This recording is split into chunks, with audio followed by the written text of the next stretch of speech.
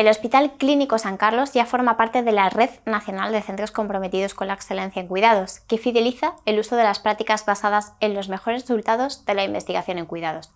Y este reconocimiento forma parte del trabajo que realiza el equipo de investigación de Daniel Muñoz en este hospital y que hoy tenemos con nosotros en la cristalera. Daniel Muñoz es supervisor del área funcional de procesos, investigación, innovación y sistemas de información del Hospital Clínico San Carlos en Madrid.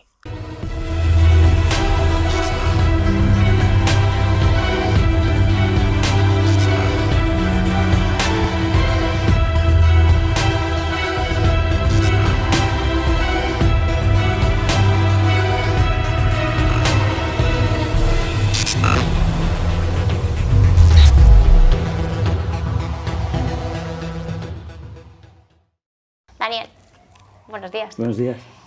Por favor, dinos en qué consiste exactamente este trabajo. Bueno, pues actualmente mi función es coordinar, fomentar la investigación dentro del Hospital Clínico San Carlos, investigación en cuidados, liderada preferentemente por enfermeras, y dentro de todo ese abanico de fomento de la investigación, una de las grandes líneas que hemos tenido en el hospital ha sido desde el año 2012 la implantación de guías de buenas prácticas dentro del programa BPSO. Has implementado estas 4 guías que me estás hablando de buenas prácticas de la RANAO, y esto es lo que os ha hecho como centro reconocido, como internacional de centro comprometido con la excelencia de los cuidados. ¿Cómo empezó todo? Bueno, pues en el año 2011, empezó todo en el año 2010. La unidad de investigación en cuidados del Instituto Carlos III, Investenco, firmó un convenio de colaboración con la Asociación de Enfermeras de Ontario y con el Instituto Joanna Briggs también, con el centro colaborador aquí en España, y se entró en este programa y se convocaron en el año 2011 las primeras cortes o convocatorias de cortes para centros que querían adherirse a este programa de implantación de buenas prácticas. Y bueno, pues nos presentamos, tuvimos la suerte junto con otros 8 centros de entrar en la primera corte, y a partir de ahí comenzamos con una implantación inicialmente de la guía de lactancia materna y de la guía de cuidado y manejo de la ostomía. Durante 3 años estuvimos haciendo esa implantación, estando en el estatus de ser candidatos a ser reconocidos como centros comprometidos con la excelencia, y en el año 2015, 3 años después, nos reconocieron esta acreditación, pasamos el corte, y a partir de ahí el programa te invita a continuar implantando nuevas guías, a expandir guías, si son guías, digamos, transversales, digamos, que vayan a toda la institución, y nosotros comenzamos en ese momento a implantar la guía del dolor. Durante 2 años más, en el año 2017 expandimos guía del dolor, y en el año 2019 iniciamos la implantación de la guía de prevención de caídas y lesiones derivadas. Y ese es un poco todo el recorrido que hemos hecho durante estos años, que ha sido un recorrido largo y a veces costoso, pero también lleno de muchas satisfacciones. ¿Sí? Bueno, antes de seguir, enhorabuena, porque Gracias. ya hemos hablado antes que la investigación es un poco difícil en la enfermería, sobre todo. Así que nada, seguir preguntándote con qué criterios seleccionas las guías de buenas prácticas que decides implementar. Uh-huh. Bueno, pues nosotros en el inicio del programa fuimos bastante estratégicos. O sea, cuando una institución elige guías para implementar, debido a lo costoso que puede resultar, ¿no?, esa implementación, pues tiene esa parte de estrategia. Nosotros, curiosamente, en las 2 primeras guías que elegimos, una fue la de lactancia materna, que yo siempre lo recuerdo como una guía que se implanta en un contexto, y miro a mi compañera porque es una de las líderes de la implantación. Pues fue una guía que se eligió porque era un contexto donde, digamos, estaba empezando un desarrollo muy importante, porque justamente en el año 2012, cuando comenzó esa guía, estaba empezando un proceso de reconocimiento también de las fases de la IAN en el hospital, y entonces aunamos un poco esa línea estratégica. Decidimos, en un sitio donde había posibilidades de mucha progresión, que había un personal muy motivado para hacer la implementación, pues elegir esa guía. Y luego, contrariamente, fueron estrategias un poco contradictorias, pero también fue algo estratégico. En el año 2012 también empezamos el cuidado y manejo de la ostomía, y coincidió también con un proceso de acreditación con normas ISO de ese proceso del cuidado del estómago en el hospital. y entonces aprovechamos también, ¿no? Esa sinergia, buscar sinergias en la institución entre programas de acreditación diferentes pueden ser estrategias importantes. Concretamente, nuestra unidad de estomaterapia, Charo y Marga, que también son líderes, son las enfermeras líderes de implantación de esa guía, bueno, pues eran referentes también, o sea, eran referentes a nivel nacional y casi internacional, ¿no? Y yo creo que también eso fue un elemento también importante porque de alguna manera queríamos comprobar si realmente la implementación de las guías en aquellos sitios que eran referentes, que teóricamente hacían todo muy bien, podían aportar mejoras. Y bueno, yo creo que así ha sido, ¿no? Y por lo tanto quiere decir que la evidencia, ¿no? da resultados, ¿no? Eso es. Muchas gracias, Daniel. Nada. Con nosotros también tenemos a Beatriz Solas, que es supervisora de geriatría, y me gustaría preguntarte, Beatriz, se recomienda siempre incluir en el proceso de implementación de las guías a todas las partes interesadas. ¿Qué partes fueron estas?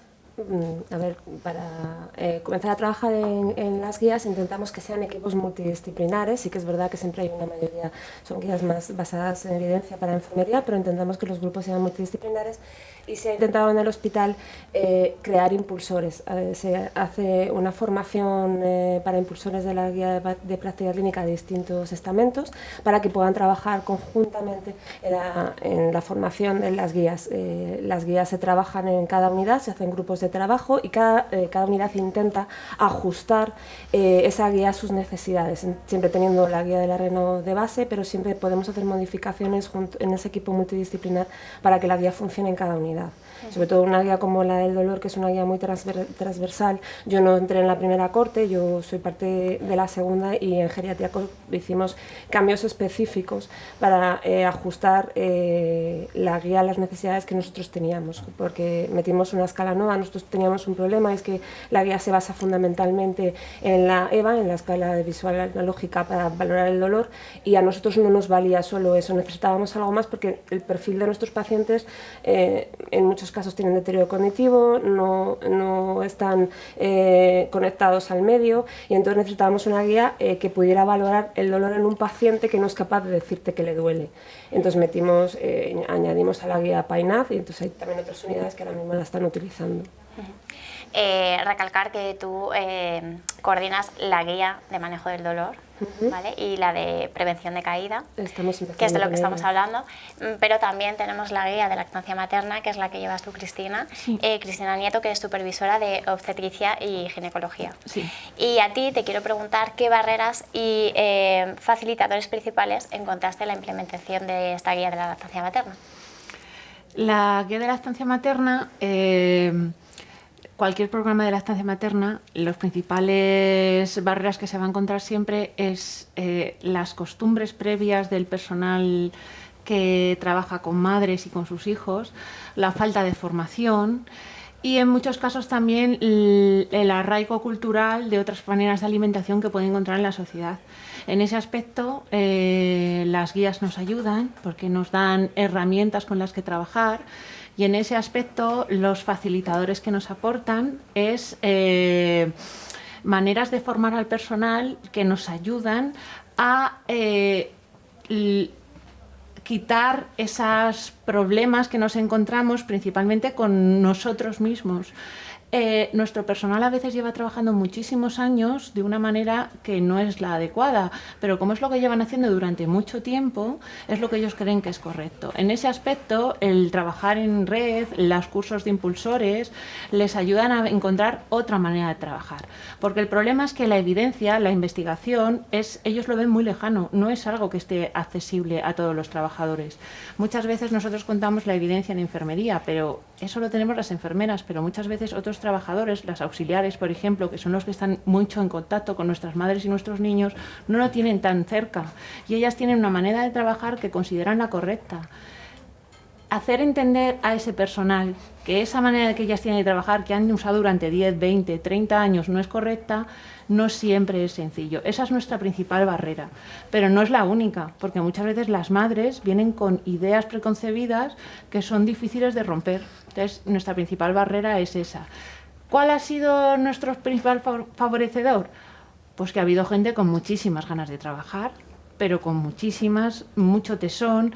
Un favorecedor que hemos tenido nosotros en el clínico ha sido el comité de lactancia, en el que ha trabajado muchísima gente. Yo no estuve desde el principio en ese comité, pero ha habido gente con muchísimas ganas y que le ha metido muchas horas de trabajo. La formación que se ha dado en el hospital la ha dado desde el mismo comité y han sido cursos y cursos durante muchos años. Entonces, desde ahí ha habido mucha ayuda y yo creo que hay mucha gente a la que hay que reconocérselo. Yo creo que han sido los dos principales. La formación ha sido imprescindible, o sea, sin eso sería imposible avanzar. De estas barreras que me hablas, que vienen de sobre todo de las creencias de antes, sí. ¿Cómo has conseguido solventarlas? Si las has conseguido. Se solventan algunas. ¿Y cómo se consigue solventar? Con tenacidad. Es la única manera. Porque ahora mismo, con todo esto que ha pasado con el COVID, hemos dado muchos pasos para atrás. Entonces, la única manera de volver a empezar otra vez de cero es ser constantes. La constancia es la única forma en que tienes de solventar ese problema. Porque tú puedes llegar a tu unidad y plantarte en medio de la unidad y chillar a todo el mundo y decir que lo están haciendo fatal y no vas a conseguir nada. O sea, la única manera es ser constante y decir, esto se hace así, esto se hace así, y formar, y dar píldoras formativas una vez, y hacer talleres otro día, y dar dípticos informativos a las madres y volver a decírselo a tu personal y al día siguiente volver a decirlo. Es la única manera, la constancia y la tenacidad, y no rendirse y ser un día y otro. Y seguramente de los primeros meses, los primeros años, dará la sensación de que no consigues nada, pero de verdad que es la única receta es esa. Bea, volvemos al manejo del dolor. ¿Qué indicadores sensibles a la práctica enfermera utilizaste para medir este impacto de los pacientes? Pues es un poco lo que dice Cristina. Utilizamos escalas de valoración y además tenemos un procedimiento específico del dolor en el hospital y tenemos formas de medirlo en el programa informático que manejan las enfermeras. Sí que es verdad que la sensibilización hacia el dolor hace que el paciente tenga menos dolor y que cada vez ese registro vaya mejorando. Entonces, es formar a la gente en las escalas, darles a entender que tenemos que pasarlas diariamente en cada turno y las veces que sean necesarias. Si el paciente ha tenido dolor hay que volver, después de haber, pues, si el paciente tiene dolor, tú luego haces una práctica para eliminar el dolor en ese paciente y al tiempo tienes que volver a medir el dolor para saber si eso está siendo efectivo o no. Y también es inculcar mucho al personal, en este caso, que la medición del dolor tiene que ser constante. De hecho, el dolor se ha incluido como la quinta constante y la tienen que estar midiendo constantemente para asegurarnos que el paciente que tenía dolor deje de tenerlo y que el paciente que no tenía dolor sigue sin tenerlo, sin seguir teniéndolo. Y eso es pues, pasando las escalas constantemente y cada que el paciente lo requiera. ¿Me puedes hablar de los resultados que hayas obtenido con esta guía? Hemos disminuido el dolor. La sensación que tenemos es que el dolor, nuestros pacientes tienen menos dolor en el hospital, que al fin y al cabo es... yo no manejo tanto los datos porque los miden más a otro nivel, pero la sensación que tenemos es que nuestros pacientes están mejor atendidos y tienen menos dolor, que al fin y al cabo es lo que buscamos. Gracias, Bea. ¿Y los resultados de la lactancia materna? Pues nosotros desde que empezamos, ahora estamos en un nivel muy estable. Nosotros aumentamos los datos de lactancia exclusiva al alta. El problema que tenemos nosotros es que hemos cambiado de indicadores a lo largo del proceso en varias ocasiones, ¿vale? Entonces depende de lo que tú me quieras preguntar. ¿Me quieres preguntar cómo se van nuestras madres en lactancia exclusiva al alta? Hemos mejorado. Si me quieres preguntar si toman lactancia materna exclusiva en las últimas 24 horas durante su estancia hospitalaria, hemos mejorado. ¿En qué no hemos mejorado? En lactancia materna en la primera hora de vida.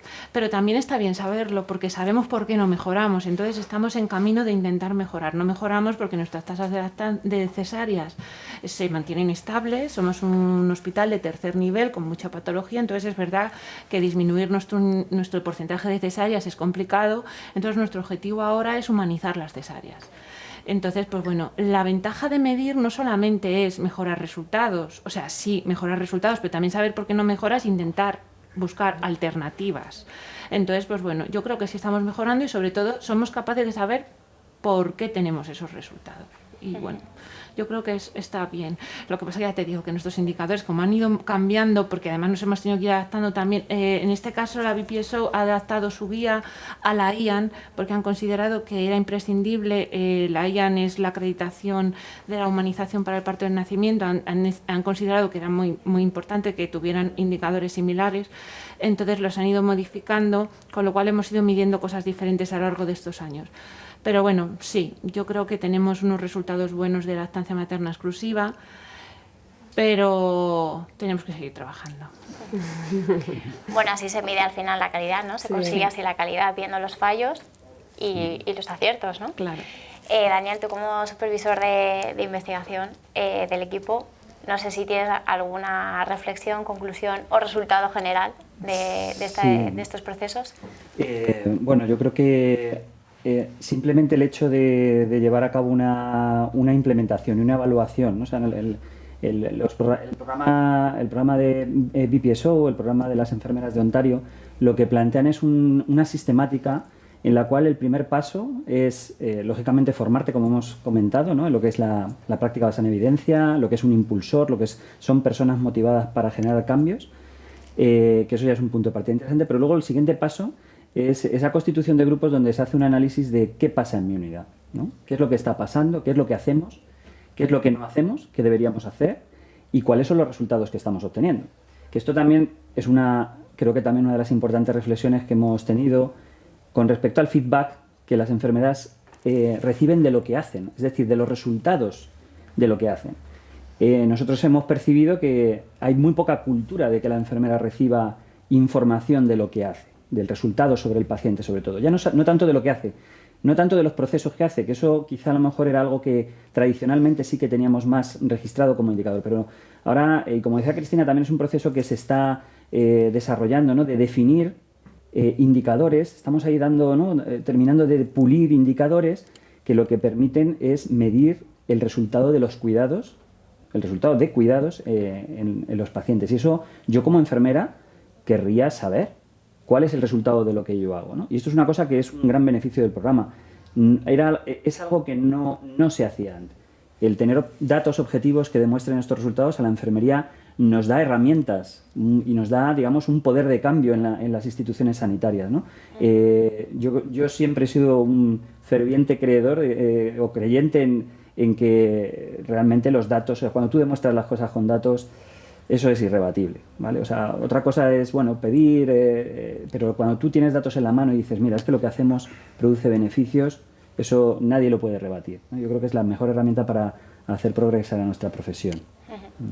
Cuando hablamos de barreras en la investigación, que hay muchas en la investigación enfermera, ¿sientes alguna vez que tu equipo a lo mejor se derrumba un poco y cómo consigues motivarle? Porque es uno de los secretos al fin y al cabo de liderar un equipo, ¿no? La motivación. ¿Cómo lo haces? Pues, a ver, yo creo que la herramienta la ha dicho antes Cristina, ¿no? La constancia, el tesón, ¿eh? Normalmente yo, cuando hablo de esto, he tenido también la suerte de poder participar incluso en el inicio de la implantación de otras instituciones a lo largo de estos años que han empezado, y siempre les ponía el ejemplo, ¿no? De la gota que cae sobre la piedra. No podemos pretender hacer un agujero en una roca con una piedra, o sea, en una roca con una gota, solamente con una gota. Tiene que ser la constancia de gota a gota, día tras día. Eso irá haciendo una marca, irá haciendo digamos, ese espacio, ¿no? Entonces es la constancia y el tesón y el creer en ello. O sea, yo realmente cuando lo estoy diciendo es porque creo que es así, y eso es fundamental. Hay que cambiar un poco esta mentalidad también que decía Cristina, ¿no? Que está basada un poco en la cultura de la tradición, y ser conscientes de que aquello que demuestra los resultados de la investigación es una realidad y tenemos que darle valor y tenemos que creer en ello, ¿no? O sea, es decir, es difícil, porque además en estos tiempos donde parece que además los resultados de la investigación han estado tan cuestionados y demás, pero al final lo que la investigación consigue, los resultados que la investigación nos aportan es esa evidencia que demuestra que hay unos resultados en salud positivos. Todo lo demás, pues salvo que no se ha demostrado, a priori pues no tiene el mismo valor, con lo cual yo creo que es trabajar sobre ello, ser constantes, ser pacientes. Hay días malos, por supuesto, yo creo que como en todo trabajo, en toda profesión, hay situaciones difíciles, También hay que ser perspicaz. Hay veces que cuando uno va por un camino y ve que es difícil, tiene que aprender a rodear y encontrar otras vías para... Vamos a ver cómo podemos conseguirlo por otro sitio, ¿no? Pero yo, por ejemplo, Lactancia, que es una de las guías que más tiempo lleva de recorrido, hemos vivido esto, ¿no? Hemos vivido personas que han estado diciendo, pues si no lo consigo por aquí, lo vamos a conseguir por allá. No desistir, no tirar la toalla, ¿no? Yo creo que eso es también otra insignia de nuestra profesión, ¿no? No rendirnos, ¿no? Esto es. Genial. Bueno, pues muchísimas gracias a los 10, gracias por venir a un nuevo programa de Cristalera de investigación y liderazgo. Y bueno, enhorabuena otra vez. Y gracias por parte de los pacientes también, que lo que hacéis es para nosotros al final. Así que gracias y hasta pronto. Muy bien, muchas gracias. Muchas gracias.